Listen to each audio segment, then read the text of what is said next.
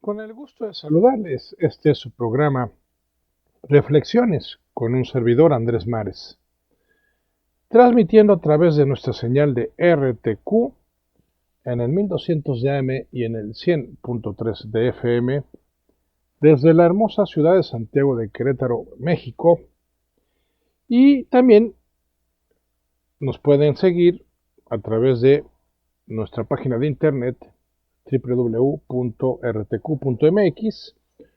o más adelante grabado este programa en nuestra página de YouTube Andrés Mares. Hoy vamos a reflexionar sobre la curación divina, en un esquema de que pues todos no solo enfermamos del cuerpo, sino que en cierto modo también enfermamos del alma. Hay enfermedades emocionales, heridas que pues afectan nuestra experiencia de vida en el momento presente,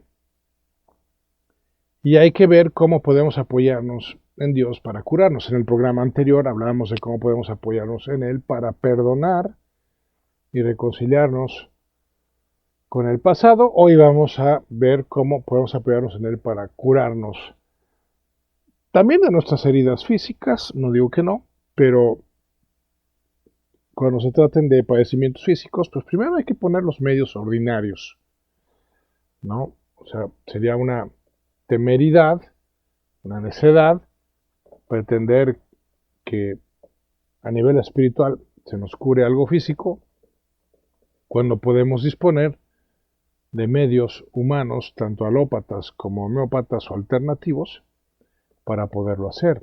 Cuando a pesar de esos medios o remedios no se ha logrado dicha curación, entonces sí hay que recurrir a Dios, ¿no? A recursos sobrenaturales. Pero aquí vamos a referirnos principalmente a las enfermedades, a los padecimientos del alma. Pues como pueden ser las penas, la soledad, la ansiedad misma, la depresión, no sé, cualquier tipo de neurosis, la experiencia de una pérdida, en fin, ese tipo de padecimientos que difícilmente se pueden curar con los recursos antes mencionados. Pero hay que tener claro que eso exige previamente un nada fácil proceso de abandono, de confianza absoluta en Dios, que a su vez, de manera previa, pues va a requerir de todo un proceso de despojo, de desapego personal. Es decir, ¿a qué me refiero? No me atrevo a decir que el origen de todos los males sea el apego, pero casi, ¿no? Si no lo es, pues estaría dentro de las principales causas. ¿Por qué? Porque el apego a la salud, el apego al dinero, el apego a las relaciones, el apego al trabajo, no dejan de representar un cierto nivel de necedad o por lo menos de ignorancia respecto a la realidad de la experiencia humana. ¿Y a qué me refiero en particular? Pues a la realidad de que nos vamos a morir, de que otros se van a morir, de que todo es caduco en esta vida. Comentábamos en el programa anterior, nada es para siempre. Y es una realidad de todos conocido. Entonces, apegarse a algo que no tiene la característica de ser para siempre, pues dígame si no, resulta verdaderamente absurdo.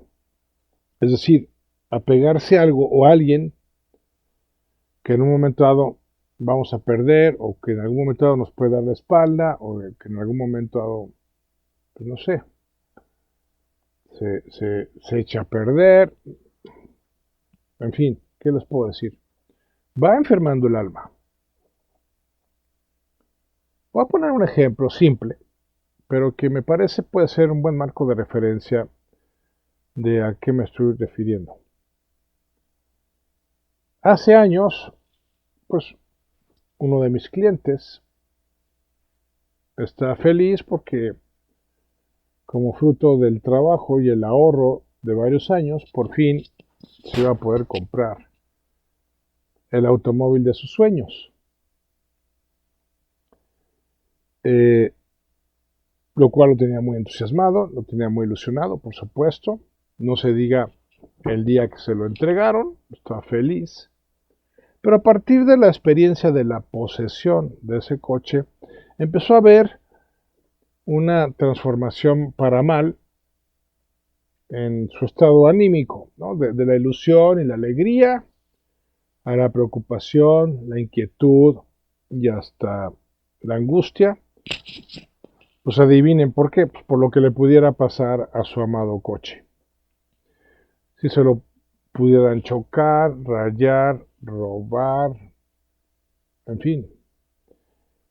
Irónicamente, su calidad de experiencia de vida se vio seriamente afectada una vez que adquirió ese bien por el que tanto tiempo había luchado y se había esforzado.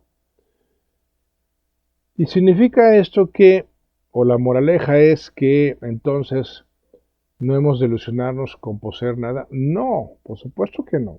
Y ojo, porque ese es el sendero falso por el que se han ido muchos. No va por ahí. No, significa que no hemos de apegarnos a las cosas. Es decir, no hemos de constituirlas el centro de nuestra afectividad. Sí, pueden estar muy cercanas al centro de esa afectividad, de acuerdo. Mientras más valiosas, lo normal es que así sea. Pero nunca han de ser el centro por sí mismo. El centro de nuestra afectividad, digámoslo claramente, si no es Dios, termina enfermando el cuerpo, la mente y el alma. Porque hay un desajuste, hay un desbalance muy serio en la persona que no se esmera todos los días en lograr que sea Dios el centro de su afectividad, el centro de su búsqueda diaria.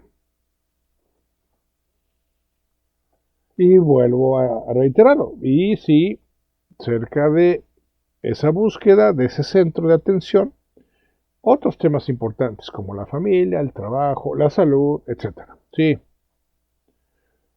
Pero si logramos que Dios sea el centro o nos esmeramos en que los intentos, porque los sean permanentes, estaremos evitando justamente la experiencia del apego en nuestras vidas. Y eso significará que seamos más libres y podremos abandonarnos en las manos de Dios. Abandonarnos en sus manos no implica dejadez, no implica irresponsabilidad de, bueno, pues lo dejo en tus manos, yo ya no me ocupo. No. Significa que confiamos en que todo lo que acontezca en nuestras vidas será para algún tipo de bien, aunque en ocasiones no seamos capaces de descifrar y ni siquiera de vislumbrar ese bien.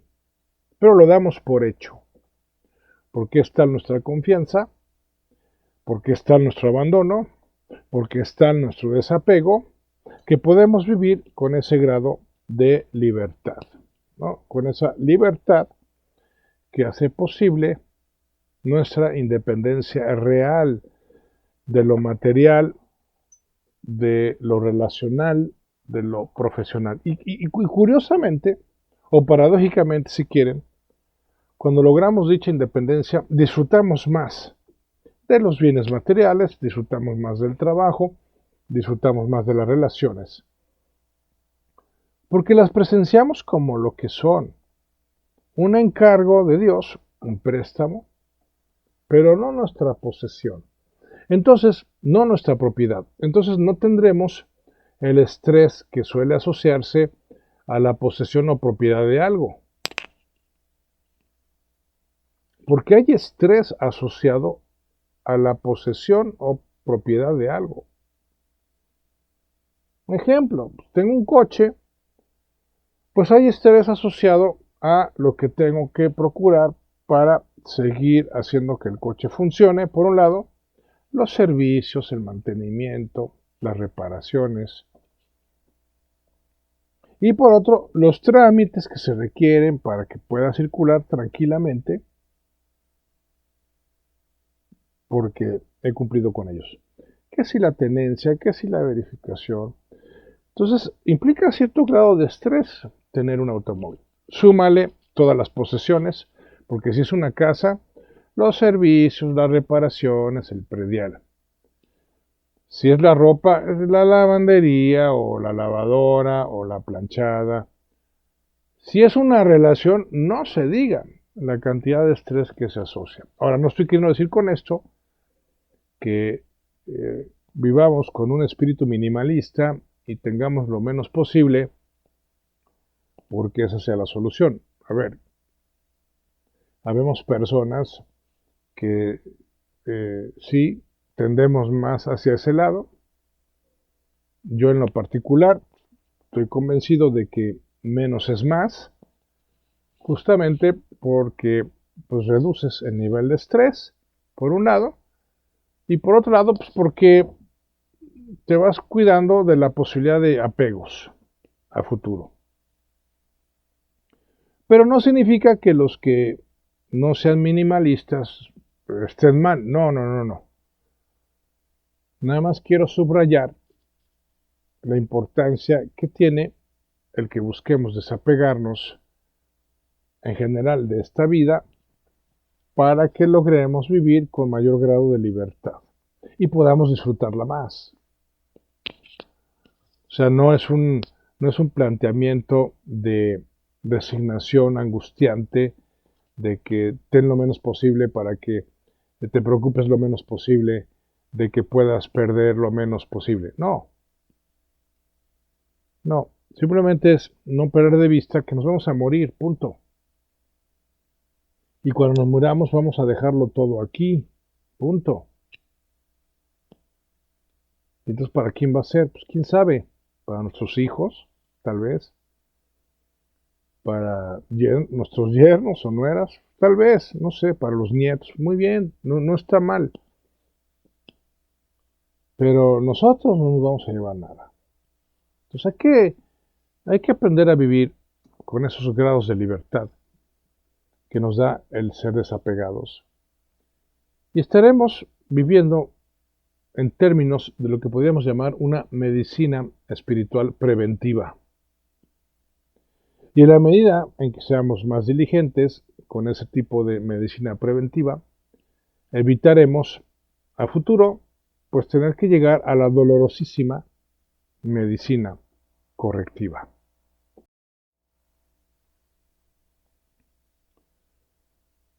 Entonces, primero que nada, desapego.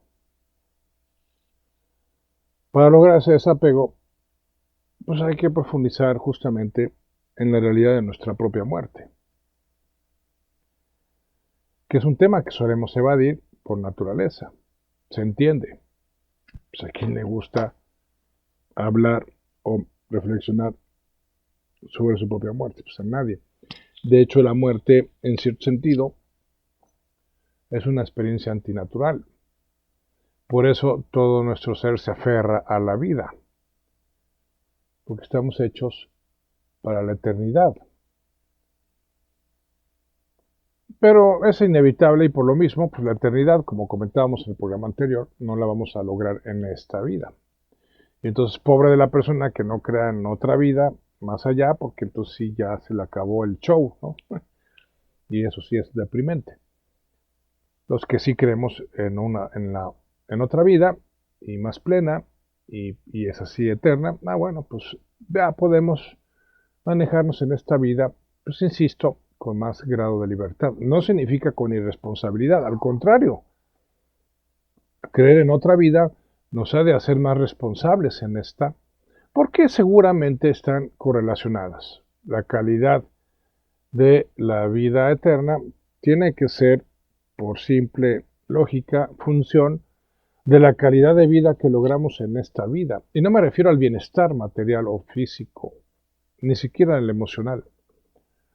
Me refiero a la calidad de vida en cuanto a la satisfacción que da hacer realidad una vida que tiene sentido, una vida que no es absurda, una vida de la que nos sentimos honrados porque estamos haciendo realidad algo valioso para uno mismo o para los demás. Generalmente van vinculados. Si estoy haciendo algo valioso para los demás, lo será para mí mismo, porque estamos diseñados para los demás. La persona egoísta se enferma, la persona que se encierra en sí misma se enferma, tanto física como mental, como emocionalmente hablando. Se enferma. ¿Por qué? Porque está yendo contra la naturaleza. Uno no está hecho para sí mismo. A ver, si hay que tener una base de amor propio, sí, de autoestima, sí, para no caer en abusos de parte de otras personas, para defender nuestra dignidad y con ella nuestros derechos fundamentales, sí. Pero eso no significa que seamos nuestro propio fin.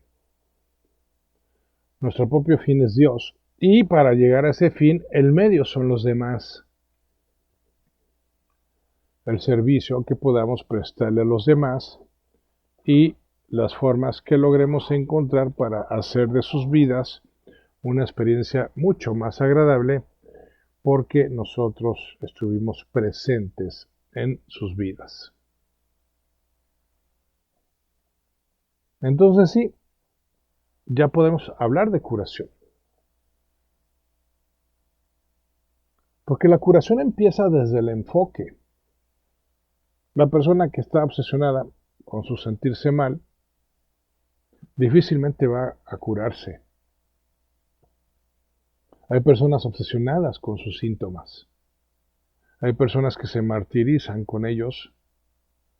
Hay personas que despotrican de ellos. Y por lo tanto son las personas que cada vez se vuelven más presa de esos síntomas. Y los síntomas se agravan con el tiempo. Pues ¿cómo iba a ser de otra manera? Los síntomas se agravan porque nuestra resistencia se incrementa. Y nuestra resistencia se incrementa porque estamos obsesionados con los síntomas. Se cierra el círculo vicioso, el círculo necio. Si yo estoy padeciendo enfermedad, tengo que enfocarme en la salud. Si estoy padeciendo escasez, tengo que enfocarme en la abundancia. Si estoy padeciendo soledad, tengo que enfocarme en el amor. Tienes que enfocarte en lo que quieres. Si te sigues enfocando en lo que no quieres, seguirás obteniendo lo que no quieres, aumentado, incrementado. Entonces, ¿qué es lo que quiero? Curarme, quiero prosperidad, quiero relaciones enriquecedoras. Bien, enfócate primero en eso. Enfócate primero. No solo eso, pero sí primero eso. Enfócate. Tienes que trabajar, luchar para que tu mente se discipline. Y eso se traduce a que tu mente está centrada en lo que quieres. A lo mejor habría que comenzar por ahí. De hecho, en definir con claridad, con precisión, qué es lo que quieres. No es buena idea solo decir quiero ser mejor. No. ¿En qué quieres mejorar? ¿En ser más paciente? ¿En ser más generosa? ¿En ser más honesto? ¿En ser más cumplido o puntual, organizado? ¿En qué? ¿En ser más leal? Al final, en el fondo, todos sabemos en qué hemos de mejorar, pero hay que concretarlo. Una vez que hemos concretado en qué, pues viene el cómo. ¿Cómo voy a ser más paciente? Pues cerrando mi boca cada vez que se tarda en darse un resultado y cerrar mi boca implica la generación de una queja o al menos la expresión de dicha queja y eso me permite adquirir cierta disciplina. Cerrar la boca, dejar de quejarme, va. Ser más organizado. Ok, ¿cómo? No, pues voy a llevar una agenda, voy a llevar una lista de pendientes. Bien. Ser más puntual. ¿Cómo? No, pues voy a adelantar mi reloj 10 minutos o voy a levantarme 10 minutos y empezar mi día con una ventaja de tiempo a mi favor. No sé. Cosas que se puedan, cosas cuyos avances, perdón, se puedan medir, tienen que ver con crecimientos reales. Cosas que no se pueden medir, porque son muy genéricos, son muy abstractos, no son crecimientos reales, son simples intenciones. Buenas si quieres, pero intenciones. Y las intenciones que no se vuelven aplicaciones son estériles, no sirven para nada.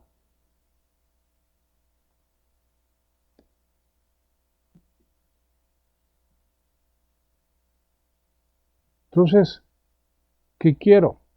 ¿Cómo lo voy a hacer realidad? Y entonces empezará mi proceso de curación, que irá en un plano ascendente, cada vez apoyándose más, primero en el desarrollo pleno de mis recursos y segundo, pues en la asistencia de Dios. No lo uno sin lo otro porque no va a funcionar así.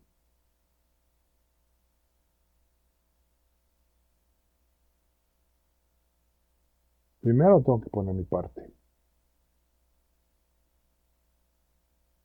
Y un buen indicador sobre en aquello en lo que me tengo que poner a trabajar pues, son los sentimientos. Ya alguna vez lo hemos comentado. ¿Por qué? Porque si llevo tiempo sintiéndome particularmente mal, es decir, llevo tiempo sintiéndome ansioso, llevo tiempo sintiéndome triste, llevo tiempo sintiéndome enojado, llevo tiempo, sintiéndome frustrado. Bueno, cada tipo de sentimiento me está dando un mensaje sobre el tipo de acción o correctivo que tengo que empezar a poner en mi vida. Si estoy triste desde hace tiempo, tengo que incorporar algo nuevo en mi vida, algo más satisfactorio, algo que aporte más, en fin, algo más enriquecedor. Si llevo tiempo ansioso, tengo que asumir un aspecto de mi vida que estoy evadiendo. Tengo que confrontarlo, tengo que enfrentarlo, tengo que resolverlo.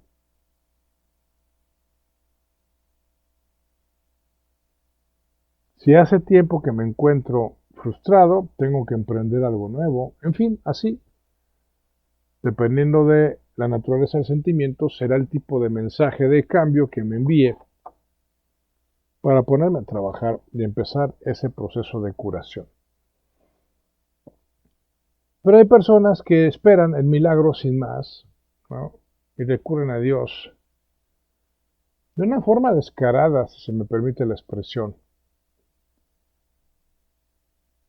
Cuando de suyo no han puesto prácticamente nada de su parte para lograr esa mejoría personal que inclusive por sí misma pudiera hacer posible la curación.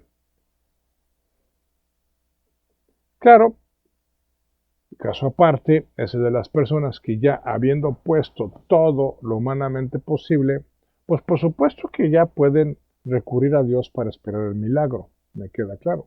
En esos casos sí. En los casos en los que no se ha hecho todo lo posible, humanamente posible, de manera previa, no. En esos casos no. Sería un descaro, como lo acabo de señalar.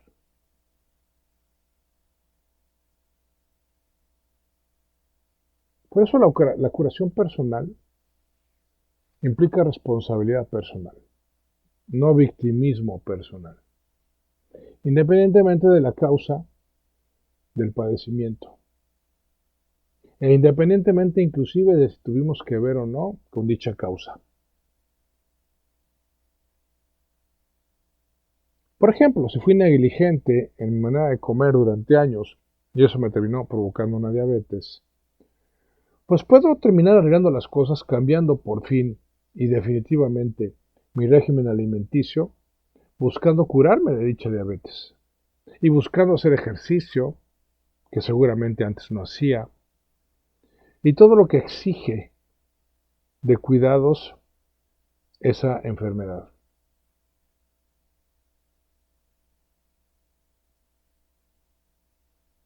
Y habiendo puesto esos medios, en el ejemplo que estoy poniendo de cambiar la alimentación, de hacer ejercicio, si fuera el caso, inyectarme la insulina en los periodos y las cantidades que me indicaron los médicos, bueno, pues entonces sí también puedo recurrir a Dios para que Él vea qué es lo mejor respecto a mi enfermedad y tal vez me la cure.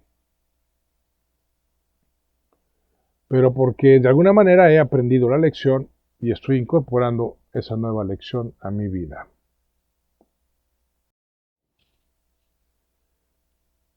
Entonces, estamos hablando de la curación divina para los que se nos acaban de sintonizar. Curación divina que empieza con los recursos humanos. Y una vez agotados esos recursos, entonces sí apoyarse en lo divino. Pero hemos estado poniendo ejemplos del orden físico. Lo mismo aplicaría para otros órdenes como pudieran ser el emocional, eh, tal vez el mental inclusive.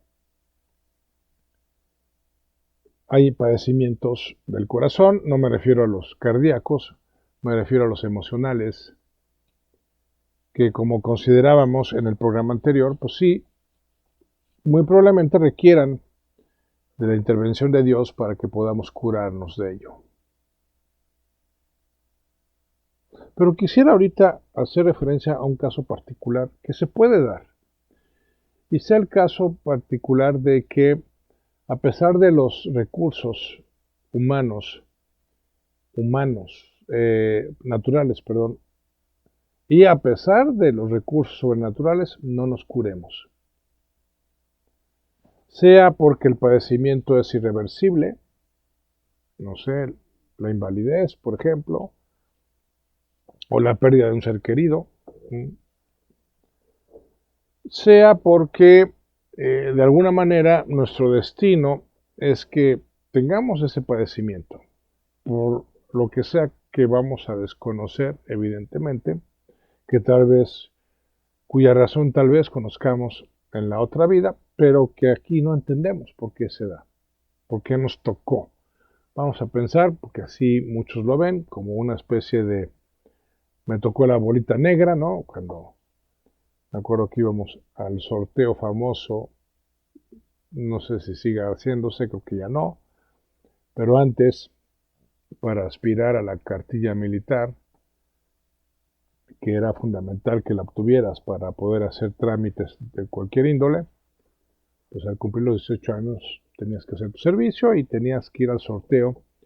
Y si te tocaba bolita negra, pues marchabas, te tocaba hacer pues actividades los fines de semana como, como servicio militar. Y si te tocaba la bolita blanca, pues ya eras exento y nada más tienes que esperar un año para que se te liberara la cartilla. Pues sí, obviamente íbamos y todos esperando que nos tocara la bolita blanca y era un gran alivio cuando así sucedía. Pero había quienes le tocaba la negra y pues órale, a marchar.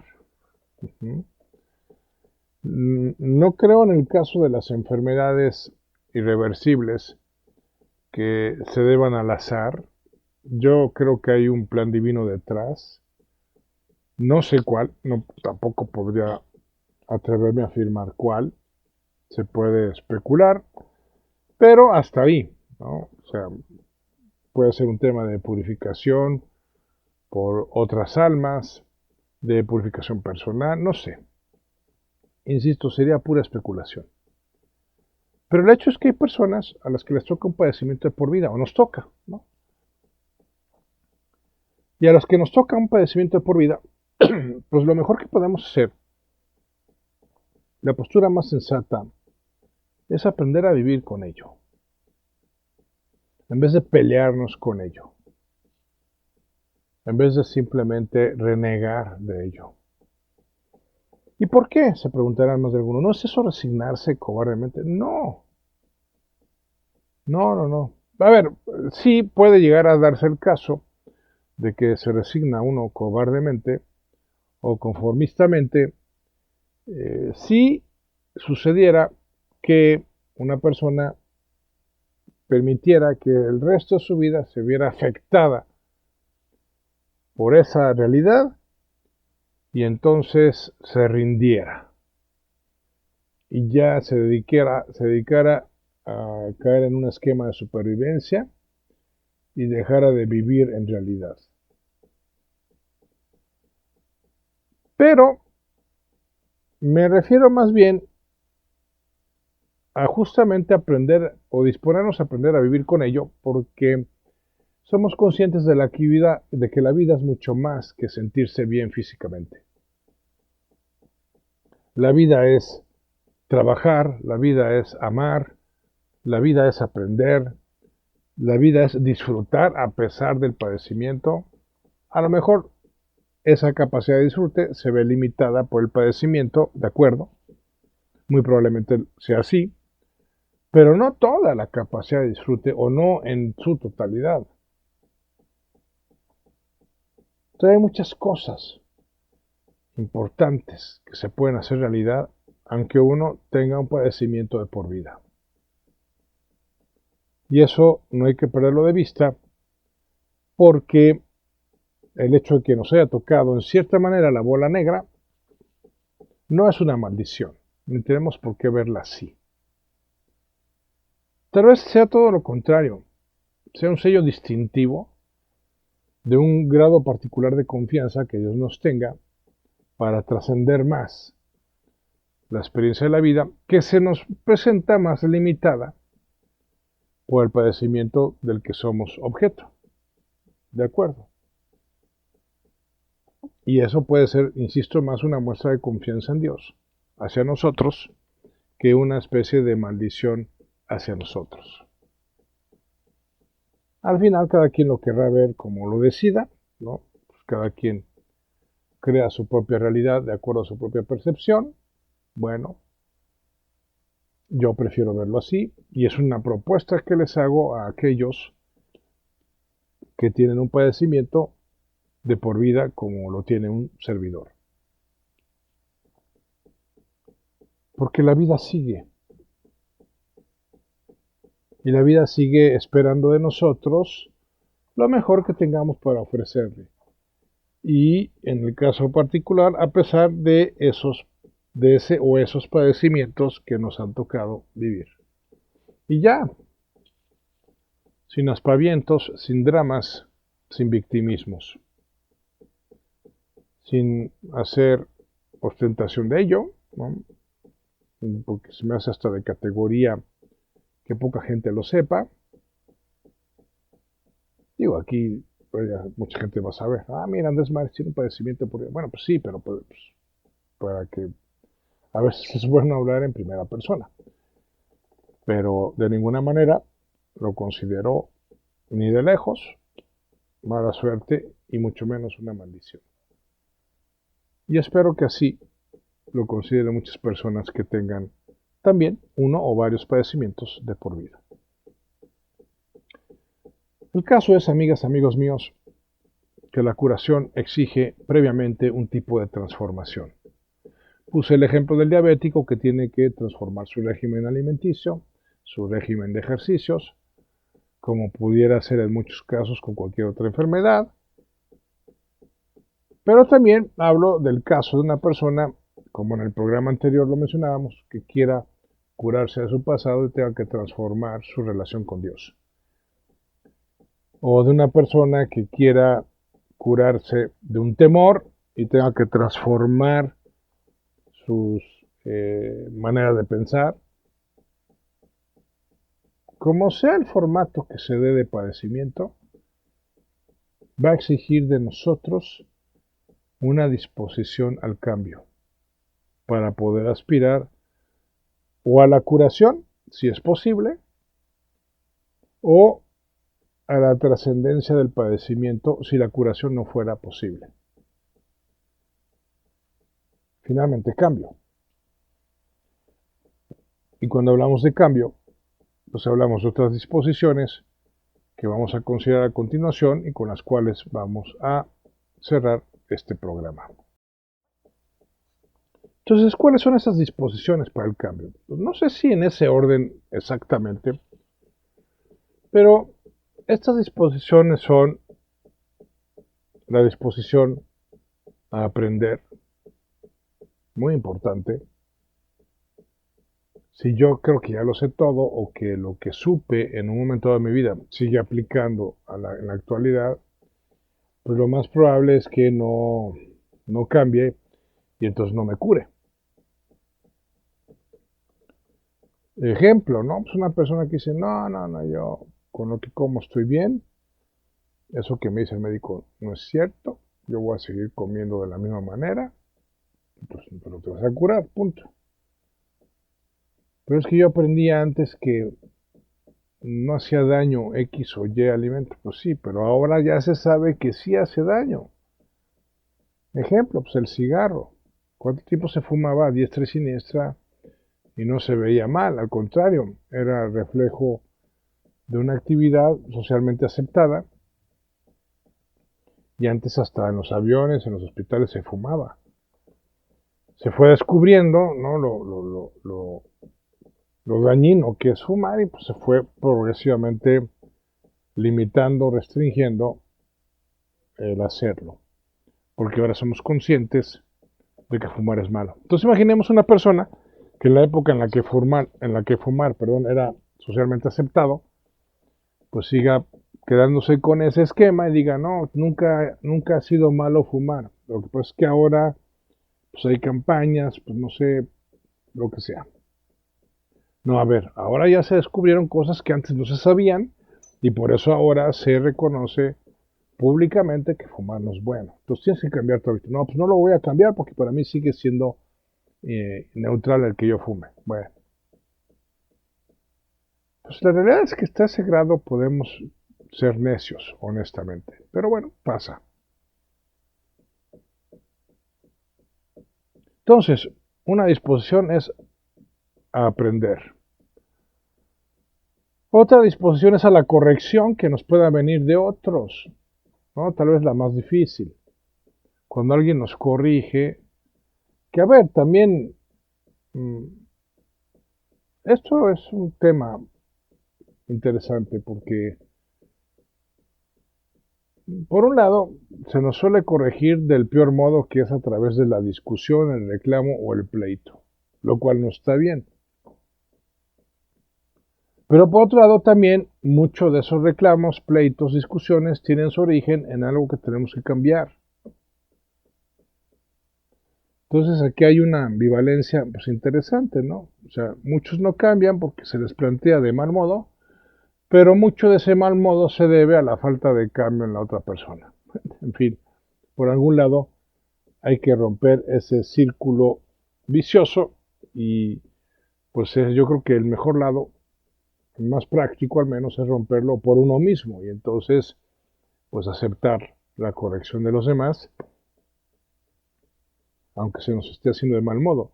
Sí teniendo cuidado, en todo caso, de que lo que se nos está corrigiendo esté fundamentado en la realidad.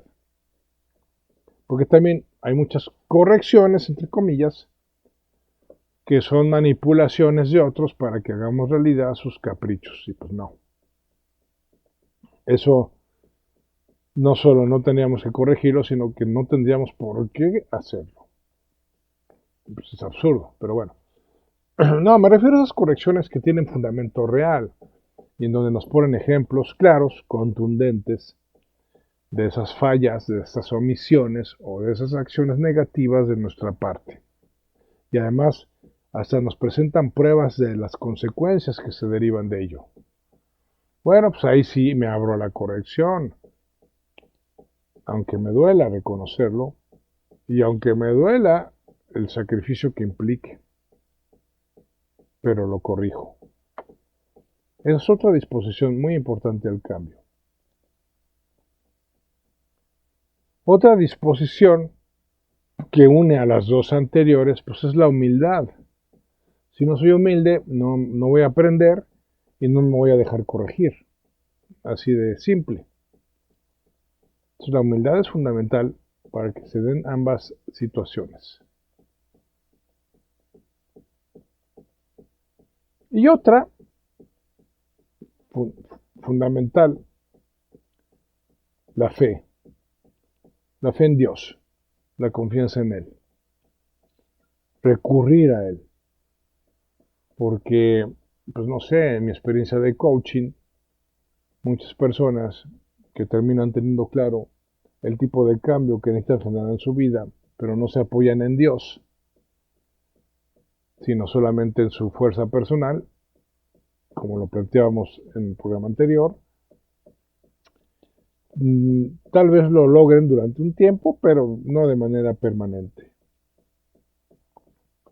Por eso se requiere recurrir a un poder superior que haga posible que ese cambio sea permanente. Y la prueba fehaciente de que es así, pues son los grupos de autoayuda, los de Alcohólicos Anónimos, Neuróticos Anónimos, que se apoyan en Dios para poder sacar adelante su situación que humanamente hablando está rebasada en cuanto a la posibilidad de superarla o de resolverla.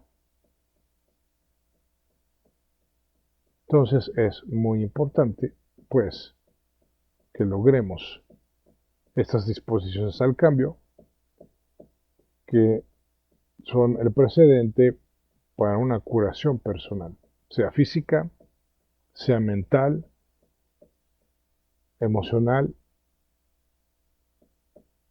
o hasta espiritual, si es que se dan. La curación, pues, es un gran tema, y sobre todo en una época de tantas enfermedades, de tantos padecimientos, de tantas fragilidades que nos pueden poner a prueba, lo harán en algún momento, o que ya nos están poniendo a prueba, y pues que ya sabemos cómo abarcar, porque es lo que hemos procurado plantear a lo largo de todo este programa.